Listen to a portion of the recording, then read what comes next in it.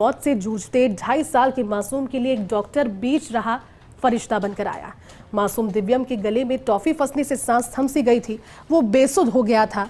रामबाग चौराहे पर अचानक से हुई इस घटना में देवदूत बनकर आए एनेस्थीसियोलॉजिस्ट डॉक्टर अमित यादव ने न सिर्फ बच्चे को प्राथमिक उपचार दिया बल्कि पल भर में ही निजी अस्पताल पहुंचाकर उसकी जान बचाई। देखिए रिपोर्ट। मां की गोद में बेसुध 2.5 साल का मासूम, आंखों के सामने टूटी हर उम्मीद, सांस की नली में फंसी टॉफी के कारण हर पल मौत करीब आती जा रही थी। ट्रैफिक जाम के बीच बेबस मां मदद की आस में सड़क पर दौड़ रही थी। कुछ ऐसा ही नजारा जयपुर के रामबाग चौराहे पर शनिवार दोपहर देखा गया, जहां जाड़ के पूर्व अध्यक्ष और एनेस्थीसियोलॉजिस्ट डॉक्टर अमित यादव ने इंसानियत का फर्ज निभाते हुए अपनी गाड़ी रोकी और देवदूत बनकर मासूम की जिंदगी की डोर थाम ली। पल भर में मौत के मुंह से बाहर निकला मासूम दरअसल नवलगढ़ की सरिता चौधरी बेटे दिव्यम को इलाज के लिए जयपुर लाई थीं। एक निजी अस्पताल में रहने के दौरान 2.5 वर्षीय दिव्यम ने टॉफी खाई, लेकिन देखते ही देखते टॉफी उसकी सांस की नली में फंस गई। ऐसे में बच्चे की सांस रुकने लगी और उसकी हालत गंभीर हो गई। घबराए परिजन उसे तत्काल जेके लोन अस्पताल लेकर रवाना हुए, लेकिन रास्ते में रामबाग चौराहे पर उनकी कार ट्रैफिक जाम में फंस गई। ऐसे में मां सरिता बच्चे को गोद में लेकर मदद के लिए सड़क पर दौड़ी। वहीं से गुजर रहे एनेस्थीसियोलॉजिस्ट डॉक्टर अमित यादव की पड़ी नजर। डॉक्टर अमित यादव ने बिना एक पल गंवाए अपनी गाड़ी रोकी और स्थिति की गंभीरता समझते हुए मौके पर ही प्राथमिक उपचार शुरू किया। उन्होंने हेमलिच मैनुअर तकनीक से टॉफी निकालने की कोशिश की, लेकिन टॉफी नहीं निकली तो बच्चे को पास के निजी अस्पताल पहुंचाया। अच्छी बात ये रही कि डॉक्टर यादव ने अस्पताल को पहले ही सूचना दे दी ताकि अस्पताल में आवश्यक तैयारियां पूरी की जा सकें। चिकित्सकों की टीम ने बिना देरी किए बच्चे को वेंटिलेटर सपोर्ट पर ले लिया। मेरा बच्चा प्रीमेच्योर हुआ था, हम उसकी आरओपी स्क्रीनिंग करवाते हैं, तो वो करवाने के लिए हम एएसजी हॉस्पिटल आए थे। तो वहाँ पे स्टाफ ने उसको टॉफ़ी दे दी, तो बच्चे ने वो टॉफ़ी खाने के बाद मतलब बिल्कुल अनकॉन्शियस हो गया था।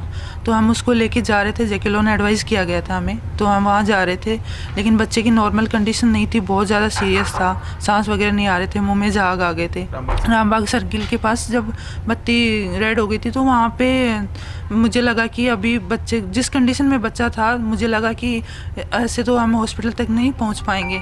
तो उसी टाइम पे मैंने उसको रोड पे बाहर नंगे पैर लेके भागना शुरू किया। उसी टाइम मेरे लिए भगवान बन के ये डॉक्टर साहब आए।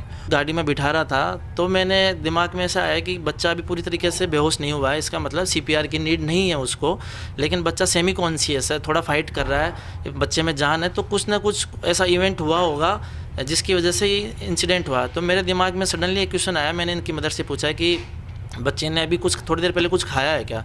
तो इनकी मदर का कहना था कि हाँ, इन्होंने थोड़ी देर पहले टॉफ़ी खाई थी। तो बस उनका ये बताना हुआ और मेरे दिमाग में तुरंत स्ट्रांगली सस्पेक्ट किया मैंने कि बच्चे की फॉरेन बॉडी की वजह से चोकिंग हुई है, सांस की नली में वो टॉफ़ी अटकी है।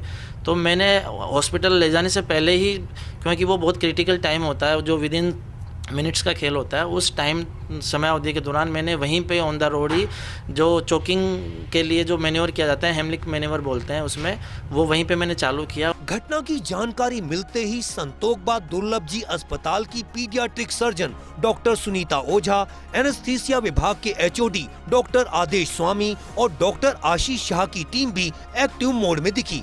बच्चे को वेंटिलेटर सपोर्ट पर लेने के साथ ही चिकित्सकों की निगरानी में ब्रोंकोस्कोपी की गई। इस प्रक्रिया के दौरान बच्चे की सांस की नली में फंसी टॉफी को सफलतापूर्वक बाहर निकाल लिया गया। समय पर मिले उपचार के कारण मासूम की जान बच गई। चिकित्सकों के मुताबिक घटना के 48 घंटे बाद अब दिव्यम पूरी तरह स्वस्थ है। डॉक्टर अमित की प्रेजेंस ऑफ माइंड थी, उनकी जो ट्रेनिंग है वो तो है ही, पर उस ट्रेनिंग को उस प्रेजेंस ऑफ माइंड से वहाँ अप्लाई करना सड़क किनारे और उसमें इस तरह से कोशिश करके, और जो बच्चे का रास्ता पूरी तरह से बंद था उसे पार्शली खोल दिया कि बच्चे को थोड़ा थोड़ा सांस आने लगा, फिर उसे लेके और ये यहाँ दुर्लभ जी लाना, और उसमें इनका ये तो पूरी तरह से ऐसा ही था कि जैसे गॉड सेंड जैसे बोलते हैं कि भगवान ने इन्हें उस जगह इसलिए प्रेजेंट भेजा कि उस बच्चे को बचाना था। तो ये तो भगवान के दूत की तरह वहाँ थे। मासूम बच्चे के लिए देवदूत बनकर आए डॉक्टर अमित यादव अब समूचे चिकित्सा क्षेत्र में चर्चाओं में हैं। सहायता द लाइफ सेवर की चेयरपर्सन पद्मश्री डॉक्टर माया टंडन ने इस घटना को प्रेरणादायक बताते हुए कहा कि डॉक्टर अमित यादव ने जिस तत्परता, संवेदनशीलता और पेशेवर दक्षता का परिचय दिया वह चिकित्सा सेवा का सर्वोत्तम उदाहरण है। उन्होंने कहा कि एक एनेस्थीसियोलॉजिस्ट ने सड़क पर तत्काल जीवन रक्षक उपचार देकर यह साबित किया कि चिकित्सक का पहला धर्म मानव जीवन की रक्षा करना है। उन्होंने कहा कि इस घटना ने पूरे एनेस्थीसिया समुदाय का सिर गर्व से ऊंचा कर दिया है और यह समाज के लिए भी एक प्रेरणादायक संदेश है। आज के संदर्भ के अंदर ये सिर्फ पता करना कि करके हॉस्पिटल पहुंचाना ही ज़्यादा ज़रूरी है। एक एक सेकंड मैटर करता है बिटवीन लाइफ एंड डेथ, और इस चीज़ को ही अगर हम गेज कर लें तो सिचुएशन तो अभी हर व्यक्ति को एक जगह के बाद भी इस काम को बेड़ा उठाएं। डॉक्टर अमित यादव को दिल से बहुत बहुत मुबारकबाद देता हूं कि उन्होंने एक निषेचक विशेषज्ञ होते हुए एक अपनी ड्यूटी का अच्छे ढंग से कार्यपालन करते हुए एक बच्चे की जान बचाई।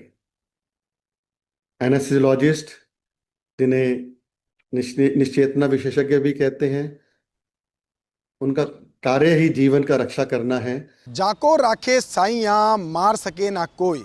जी हाँ, कुछ ये कहावत चरितार्थ हुई राजधानी जयपुर में 2 दिन पहले की घटना में, जहां देवदूत बनकर आए डॉक्टर अमित यादव ने दिव्यम को नई जिंदगी दी। 2.5 साल का दिव्यम जिंदगी मौत का जंग लड़ रहा था। बीच रास्ते में अमित यादव ने उसे देखा और साथ ही न सिर्फ प्राथमिक उपचार दिया बल्कि निजी अस्पताल पहुंच करके उसको नया जीवन भी दिया। इस घटना के बाद एक बार फिर से ये साबित हुआ है कि यूं ही डॉक्टरों को धरती का भगवान नहीं कहा जाता। कैमरा पर्सन यासीन के साथ विकास शर्मा, फर्स्ट न्यूज़ जयपुर।